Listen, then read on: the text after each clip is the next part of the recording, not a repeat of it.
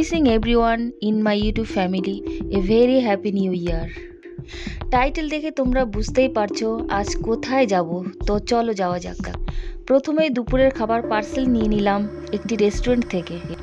যেহেতু আজ 1 জানুয়ারি তাই বাসে প্রচণ্ড ভিড় হবে, তাই বিধাননগর থেকে ট্রেনের টিকিট কেটে চললাম দমদম মেট্রোর উদ্দেশ্যে।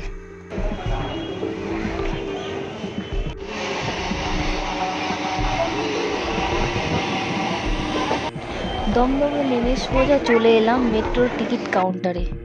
দেখতেই পারছো এখানে যথেষ্ট ভিড় রয়েছে। এখান থেকে টিকিট নিলাম ময়দান পর্যন্ত। স্টেশনে আসতে সামান্য লেট হয়, একটি মেট্রো ছেড়ে গেল। যাই হোক, সমস্যা নেই, এখানে 5 মিনিট অন্তর অন্তর মেট্রো পাওয়া যায়। অপেক্ষায় রইলাম পরের মেট্রোর জন্য। তো দেখতে দেখতে পরের মেট্রো চলে এলো।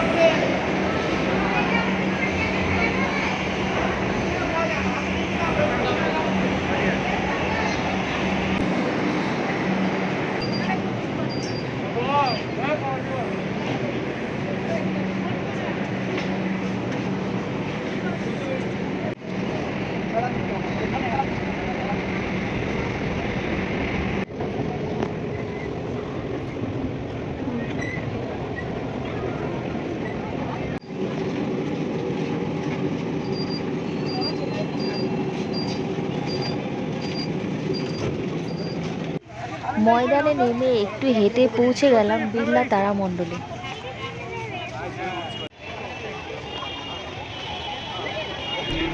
এটি হলো কলকাতা শহরের একটি মহাকাশ চর্চা কেন্দ্র ও প্ল্যানেটোরিয়াম জাদুঘর। দেখতেই পাচ্ছ এখানে ভিড় ছিল চোখে পড়ার মতো।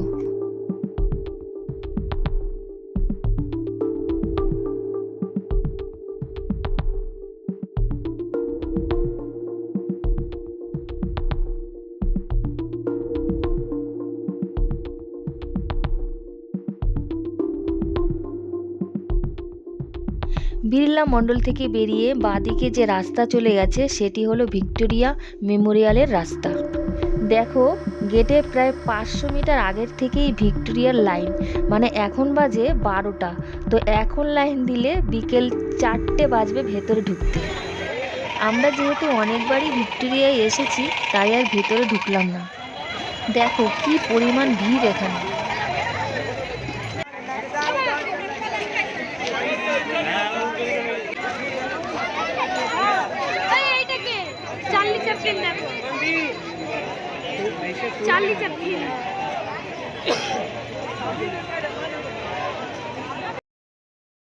দেখো, চার্লি চ্যাপলিন বাপুজি ক্যামেরা দেখে মুখ লুকাচ্ছিল। তো যাই হোক, ভিক্টোরিয়ার সামনের রাস্তাটি পার হয়ে চলে এলাম ময়দানে। দেখতেই পাচ্ছ কি সুবিশাল মাঠ। এই মাঠেই সমস্ত রাজনৈতিক দল তাদের ব্রিগেড সমাবেশ করে থাকে। কলকাতার বুকে সবথেকে বড় মাঠ এটি।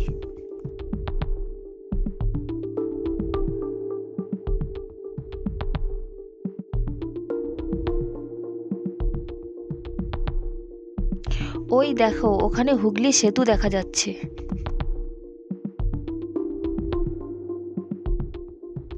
অনেকক্ষণ হাঁটাচলা করেছি, এবার একটু লাঞ্চ করে নিই।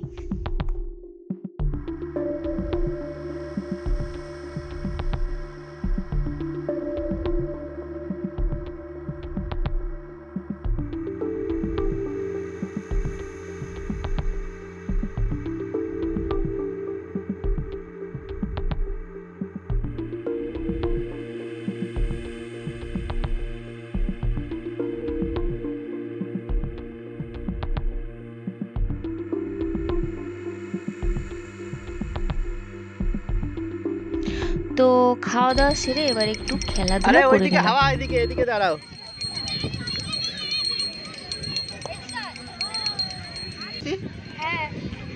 ক্যাচ।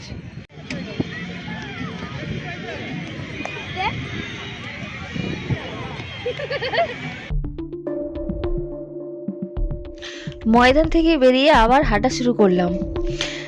দেখতেই পাচ্ছ এটা হলো ট্রাম লাইন, এখান থেকে ট্রাম চলাচল করে। তবে দুঃখের বিষয় বন্ধুরা, এখন ট্রাম চলা বন্ধ হয়ে গেছে। ভিক্টোরিয়া এসে এর আগে আমরা অনেকবার এখান থেকে ট্রাম চড়েছি।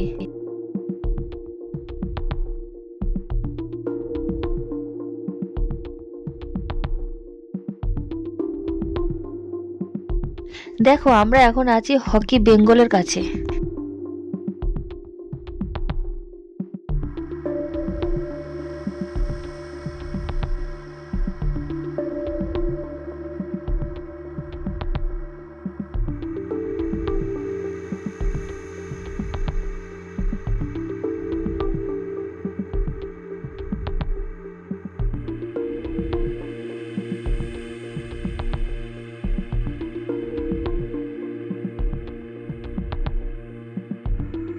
দেখো চলে এলাম ইডেন গার্ডেনের কাছে।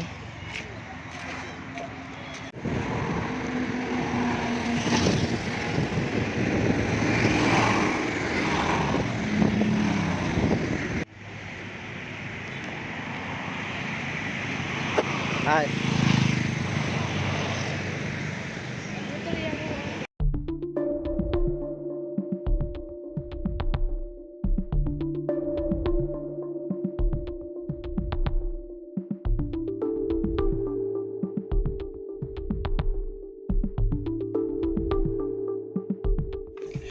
এবার আমরা আছি শহীদ মিনারের কাছে। এটি হলো কলকাতার একটি স্মৃতিসৌধ। এটির আগের নাম ছিল মনুমেন্ট। 1828 খ্রিস্টাব্দে ব্রিটিশ ইস্ট ইন্ডিয়া কোম্পানির commander major general sir David অক্টারলোনের স্মৃতিতে এই সৌধটি নির্মিত হয়। 1804 খ্রিস্টাব্দে দিল্লিতে মারাঠাদের বিরুদ্ধে তার সফল আত্মরক্ষা এবং ইঙ্গ নেপাল যুদ্ধে গোর্খাদের বিরুদ্ধে তার নেতৃত্বে কোম্পানির বাহিনীর বিজয়কে স্মরণীয় করে রাখতে এই সৌধটি নির্মিত হয়েছিল।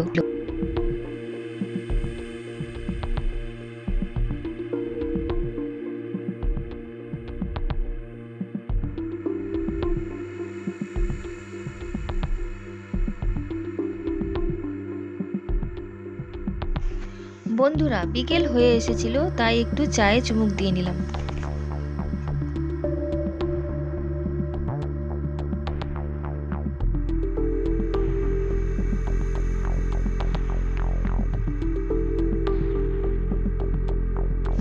অবশেষে একটু শপিং করে ভিডিওটি শেষ করলাম।